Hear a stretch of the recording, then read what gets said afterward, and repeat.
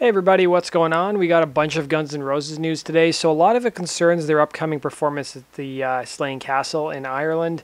And as you guys know, they played Slane Castle almost 25 years ago from this month. And they're expecting upwards of 83,000 excited fans, which I'm not sure if that's going to be more than what they previously had, but that's an enormous amount of fans.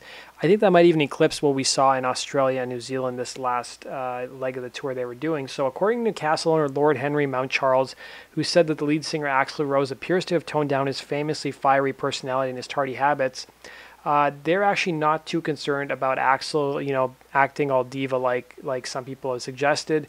Mount Charles said Axl is at the top of his game. He warmed himself up by singing AC/DC, and interesting thing is, 25 years ago, I might have been worried that he'd go on a bit late. I think this time it might be the other way around, he said.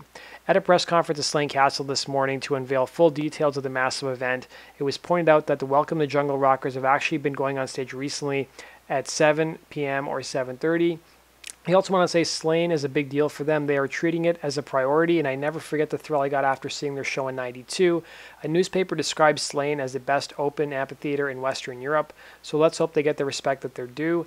Now, if you guys don't know this, there was a fire at Slane Castle in 1991, and I think Guns N' Roses played either the first or one of the first shows after the actual venue reopened.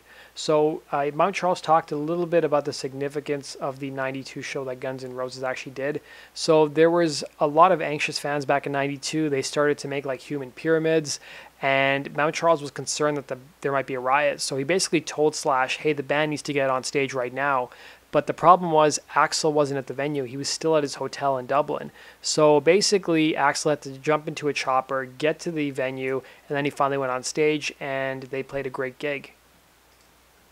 We also know that the traffic situation is going to be pretty bad. So if you're going to the Slane Castle gig, the organizers are saying that you should actually add an additional 2 hours to your expected travel time. And they basically want everybody turned up by 5 p.m. So it's going to be an interesting day. The gates actually open at 2 p.m., so it seems like the earlier you can go, the better. Let's go on to our next piece of news. So there's a new interview with Richard Fortus. He was being interviewed about Guns N' Roses, and it's kind of weird. Like, I see him doing a ton of interviews, but I'm not really sure what he's actually promoting other than Guns N' Roses. Because, does he really need to, promote Guns N' Roses? They're going to sell out wherever they announce the concerts anyway. So he talked a bit about the tour. He said this tour has exceeded anything I've previously been a part of. The band is tighter than it's ever been, and everyone is extremely focused and at the top of their game. It's been an honor to be part of it, and something that I'll always be very proud of. He also said playing 2 nights at Giant Stadium in the city where I lived most of my life, New York, was a huge thrill. I'm also really looking forward to playing my other hometown, St. Louis. It'll be the first time the band, of course, has played St. Louis in 26 years since the St. Louis riot. He also was asked about, in a band that has seen many members come and go, what does Fortus feel like has been the key to such longevity for him? He says, it's not really much of a challenge for me to stay in this band. It's frustrating for some because there are periods of downtime. I've always been able to find work when I need to without much problem. He also talked a lot about the chemistry between him and Slash. And he said, I've got a lot in common with Slash. He feels like a kindred spirit, and we relate on many musical levels.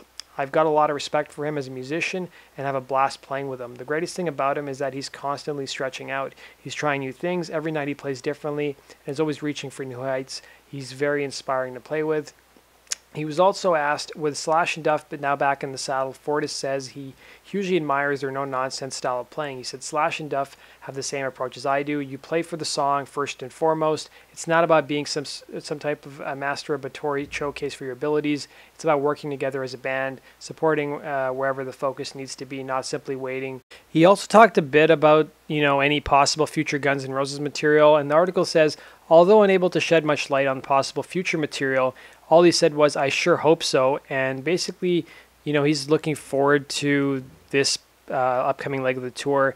And as you guys know, Guns N' Roses had a notorious gig at the O2 Arena back in 2010. Axl walked off stage. They showed up late. A lot of people left the venue. Then the band came on and finished the show. And he's kind of looking to redeem himself, or the band's looking to redeem themselves after what some people would consider a disastrous show. He also talked about how the reunited lineup goes about choosing the set list for the tour, And he said, we all threw in ideas and then played through everything, explains Richard. The ones that were working the best were the ones that we went with. In terms of Slash and Duff tackling the Chinese democracy material, they took a straightforward approach. They both have such strongly unique musical personalities that they insert those personalities into the songs. I love the way we've been doing those songs on tour. Of course, we also have Melissa Reese playing on keyboards. She has an incredible energy and is very musical. Her backing vocals add so much, and the auxiliary keyboard parts that she adds allow us to do everything without utilizing backing tracks and having to play to a click. And the last question he was asked is, what is it about the reunited GNR core of Axl, Slash, and Duff that gives them such an incredible unique chemistry? He said they care more than most and work even harder, says Fortus. It's been an incredible honor and learning experience to work with all three of them. So as I was doing this video, I was thinking, isn't it kind of funny, like, you know, Richard's been pretty open about doing interviews and stuff, and Melissa Reese has been doing some interviews. But you know, it's like Dizzy, Duff, Axl, and Slash don't do any interviews.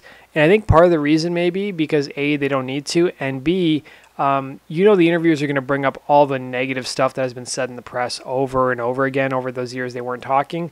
So Richard's kind of a safe bet. Like, you know, he's been pretty diplomatic in a lot of his responses about how Slash and Axl were able to, you know, get back together. I mean, he basically said, hey, we had a couple openings because a couple guitarists left. And, you know, they were available and they worked out their problems and, you know, here we are. Whereas, you know, if Slash was doing the interview, you know, the interviewers would probably be digging a little deeper. But let me know what your guys' thoughts are.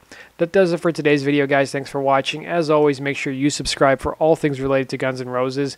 And if you love Guns N' Roses as much as I do, then you'll definitely hit the subscribe button.